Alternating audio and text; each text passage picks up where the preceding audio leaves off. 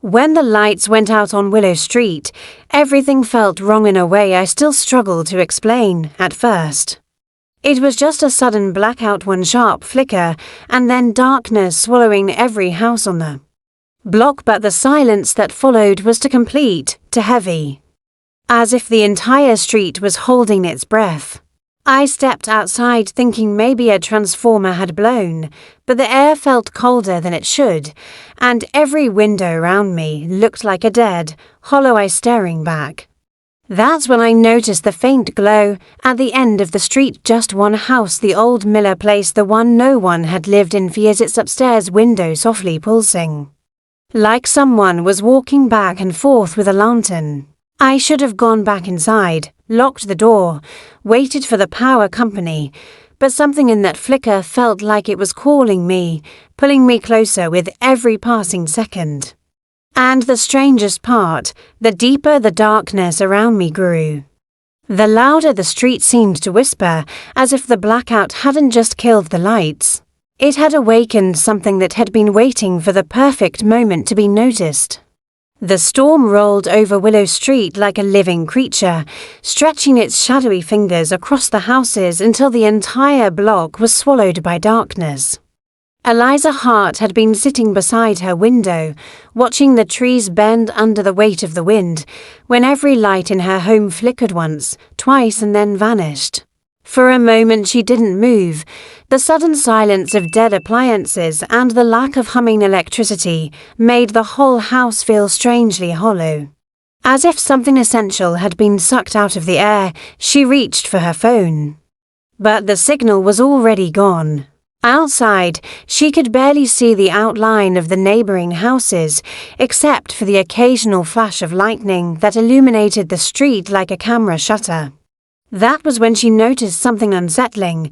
Every house on the block was dark except one. Halfway down the street, in the old Matheson residence, a faint orange glow flickered behind the curtains. The Matheson house had been empty for nearly 12 years, ever since the family vanished without explanation.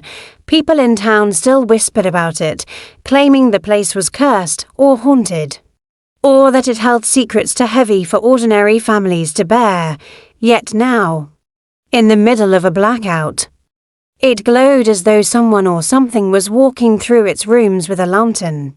Eliza froze as another flash of lightning struck, and in that split-second brightness, she saw a figure standing in the Matheson front window, tall, still, watching. She blinked, heart hammering. But when the darkness returned, the figure was gone, leaving only the gentle pulse of that unnatural light. A cold sweat trickled down her back. Every instinct begged her to stay inside, to wait out the storm and pretend she had seen nothing. But something in her resisted. She had always been the kind of person who needed answers, even when answers hurt. So she grabbed her raincoat, a small flashlight, and stepped out into the rain-soaked street. The wind howled around her, swirling leaves and debris in wild patterns. As she approached the Matheson house, the glow inside dimmed, then brightened, like a heartbeat syncing with her own. She hesitated only once, on a cracked front porch, trying to convince herself to turn around. But the doorknob was already within reach, cold and damp in the storm. And when she pushed the door open, the house breathed out a long, low creak, almost as if it had been waiting for her. The interior of the Matheson house smelled of dust and mildew, yet beneath that, a faint trace of something metallic drifted in the air-old blood or rust. She couldn't tell. Her flashlight beam shook as she swept it across the faded wallpaper, the overturned chairs. The table still set as if the family had simply stepped out for dinner and forgotten to return. The orange glow she'd seen from the window was gone now, leaving the house draped in thick shadows.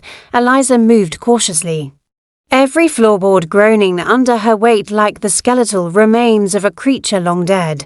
The storm hissed outside, but the house was unnervingly still, as if insulated from the world entirely.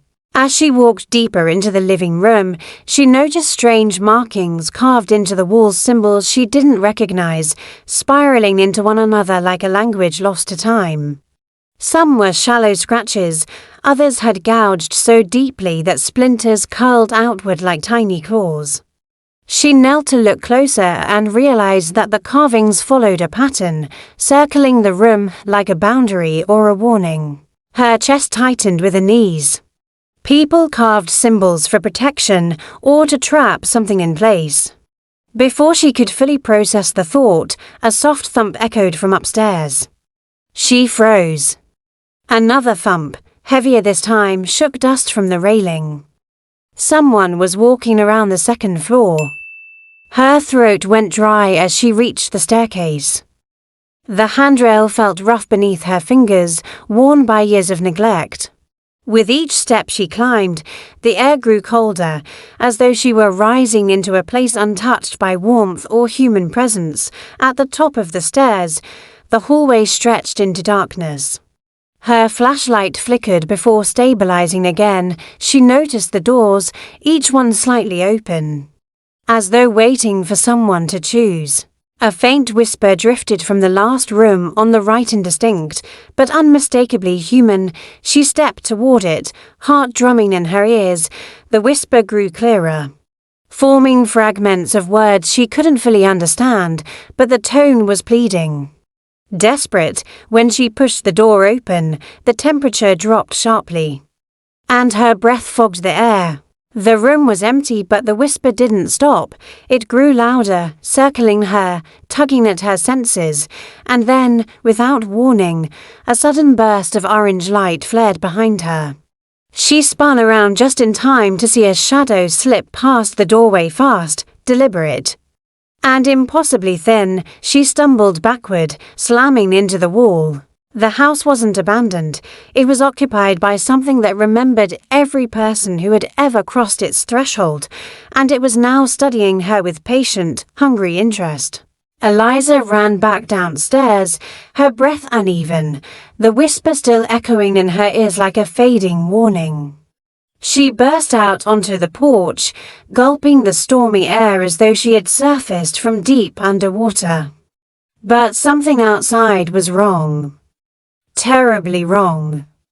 Willow Street, once filled with the sound of wind and rain, had gone unnaturally silent.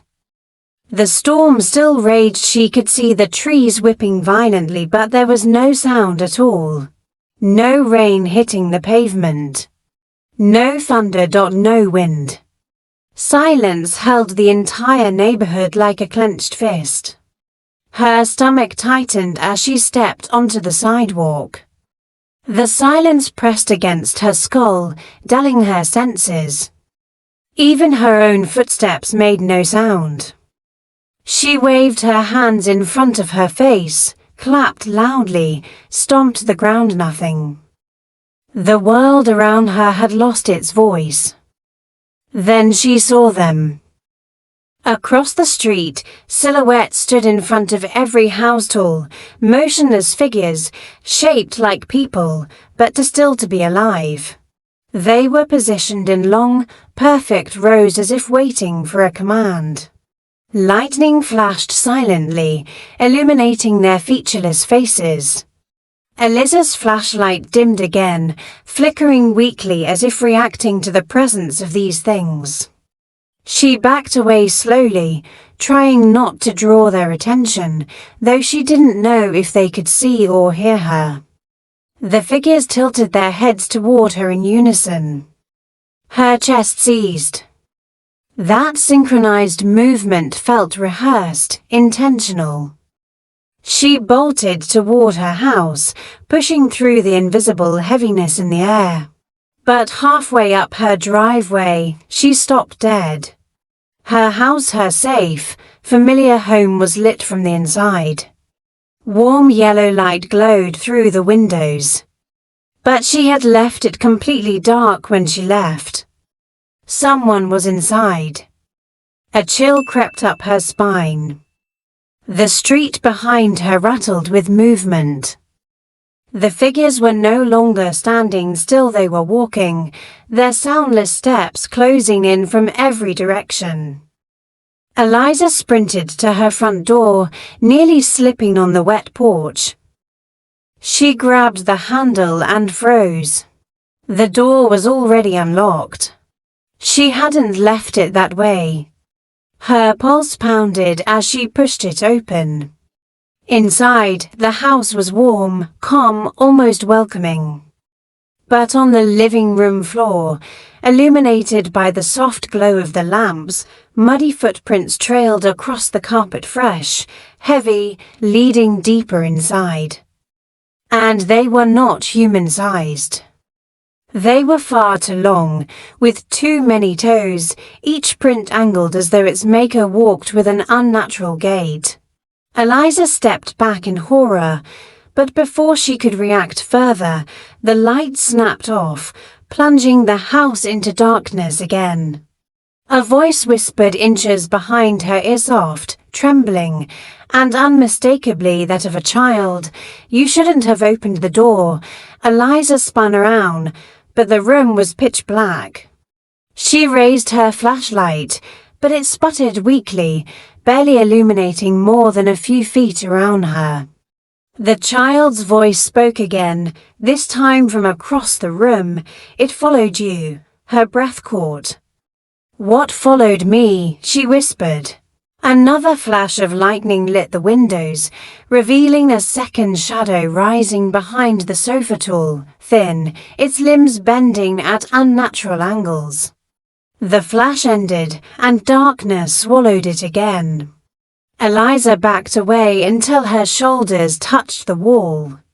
The child's voice moved left, then right, then behind her, never staying in one place long enough to pinpoint.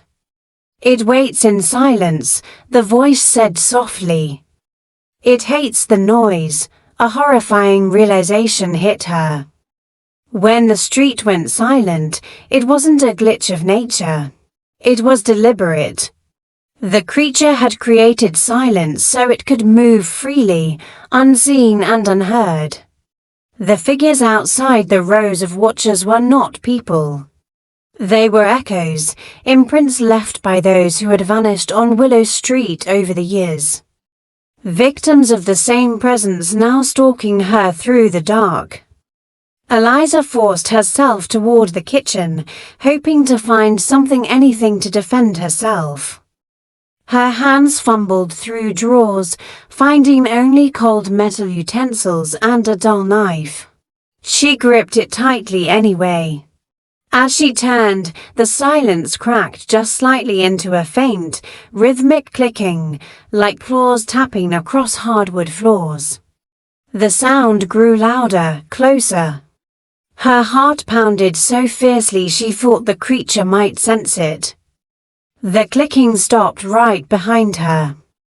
"Don't look," the child's voice breathed.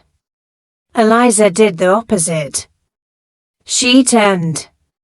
The creature stood inches from her, its face hidden in layers of shifting shadow, its limbs stretching into impossible proportions. The long footprints suddenly made sense. Its body trembled as though barely contained within reality. It leaned close, and a second voice, deeper, ancient, rasped from within it, "You brought light into our street, the lights." The sudden glow inside her house. It hadn't been to welcome her, it had been bait.